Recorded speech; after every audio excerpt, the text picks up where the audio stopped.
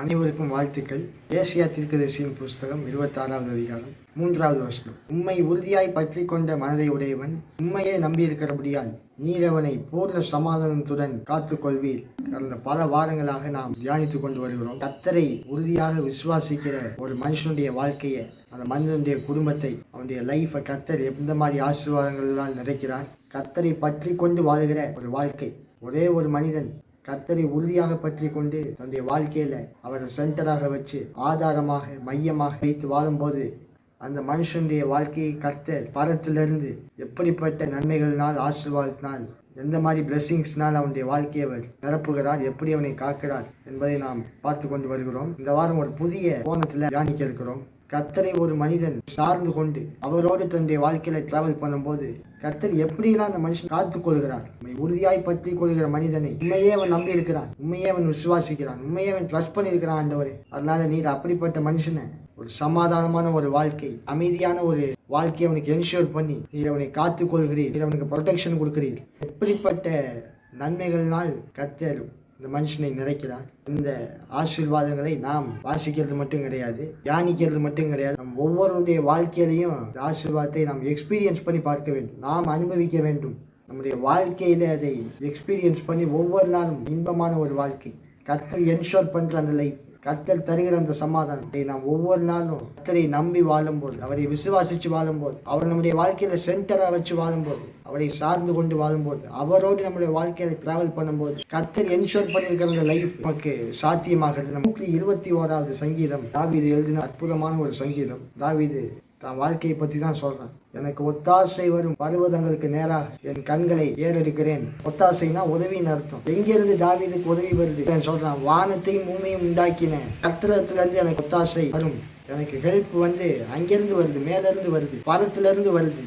வானத்தை உண்டாக்கினவர், பூமியை உண்டாக்கினவர், என்னை உண்டாக்கினவர், மனுக்குலத்தை உண்டாக்கினவர், என்னை படைத்தவரிடத்திலிருந்து என்னுடைய சிருஷ்டிகள் அவர்கிட்ட எனக்கு ஒத்தாசை வருது. என்ன பண்றாரு?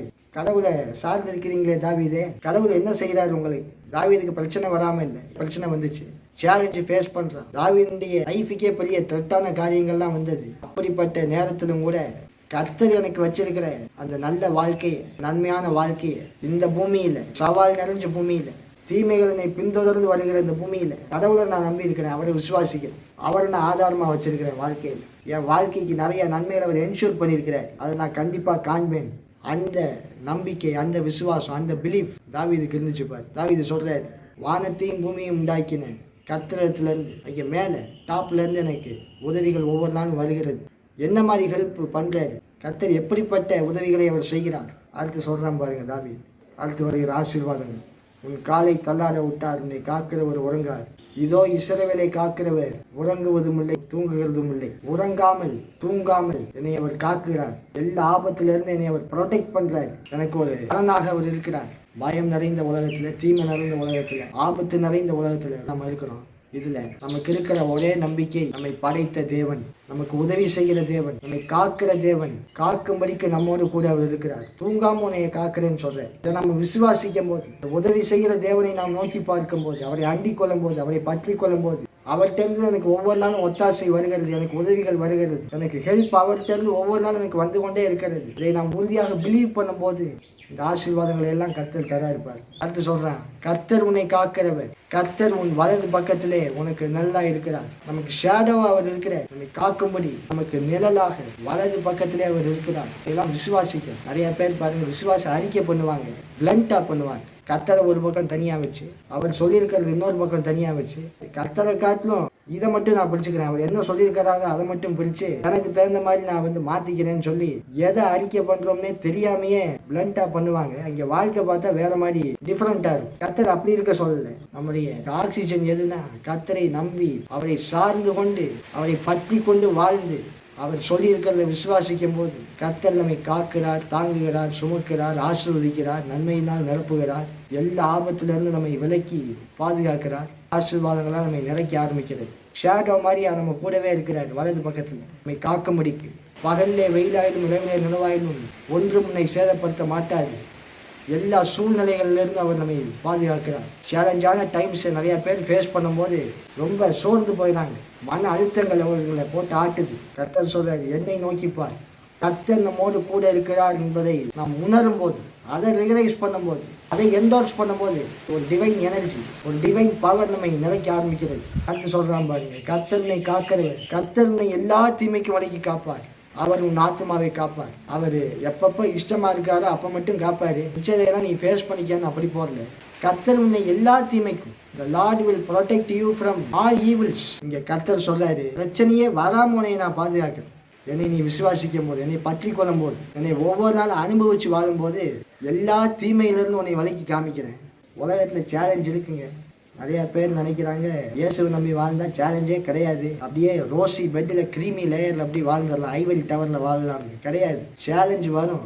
அந்த சேலஞ்சை கர்த்தர் ஏற்கனவே ஓவர் கம் பண்ணியிருக்கிறார். ஓவர் கம் பண்ணவர் நம்ம கூட இருக்கிறார். எல்லா சவால்களையும் ஜெயிச்சவர், எல்லா பிரச்சனையும் ஜெயிச்சவர், சாத்தானையே சிலுவை வரைக்கும் போய் ஜெயிச்சவர், எல்லாத்தையும் ஜெயித்தவர், மரணத்தை ஜெயிச்சவர் நம்ம கூட இருக்கிறார்.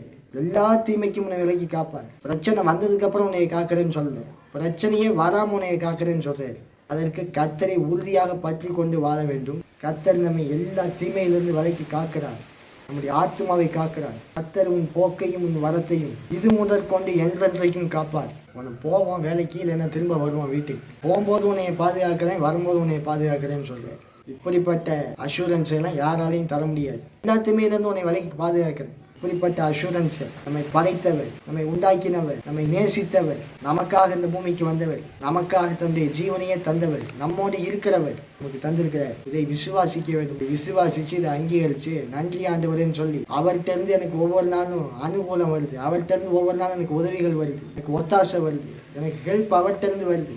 இதை ஒவ்வொரு நாளும் நம்ம எக்ஸ்பெக்ட் பண்ணும்போது, அவரை பற்றி கொண்டு வாழும்போது, அவரை பிலீவ் பண்ணி வாழும்போது கர்த்தருடைய ஆசீர்வாதங்கள் நம்முடைய வாழ்க்கையில உண்டாக ஆரம்பிக்கிறது. உண்மை உறுதியாய் பற்றி கொண்டு மந்தைய உடையவன், உண்மையே நம்பி இருக்கிறபடியால் 100% உண்மையே அவன் ட்ரஸ்ட் பண்றபடியால் நீர் அவனை பூர்ண சமாதானத்துடன் அவனை நீர் காத்துக்கொள்வீர். கர்த்தருடைய ஆசீர்வாதம் இந்த வாரம் முழுவதும் ஒவ்வொருவருடன் கூட இருப்பதாக. கர்த்தர் உங்களை ஆசீர்வதிப்பார். ஜெபம் பண்ணுவோம். பரலோகத்தின் தகப்பனே, இயேசு நாமத்தை துதிக்கிறோம், நன்றியோடு இயேசு நாமத்தை ஸ்தோத்திரிக்கிறோம். உண்மை உறுதியாய் பற்றி கொண்டு வாழ ஒவ்வொரு பிள்ளைகளுக்கும் நீர் இன்னும் அதிகமாய் நீர் கிருபை தரும்படி நாங்கள் ஜெபிக்கிறோம். நம்முடைய ஆசீர்வாதம் ஒவ்வொரு பிள்ளைகளுடைய வாழ்க்கையில இந்த மாதம் முழுவதும், இந்த வாரம் முழுவதும் கைது செய்கிற எல்லா வேலையும் கர்த்தர் நீர் ஆசீர்வாதத்தை தந்து பாதுகாத்து ஆசீர்வதித்து ஜீவனினால், சுகத்தினால், பலத்தினால், ஆசீர்வாதத்தினால், நன்மைகளினால் நீர் நிறைக்க முடியாது துதிக்கிறோம். இதை பற்றி இயேசு நாமத்தில் ஆமென். கர்த்தர் உங்களை ஆசீர்வதிப்பார்.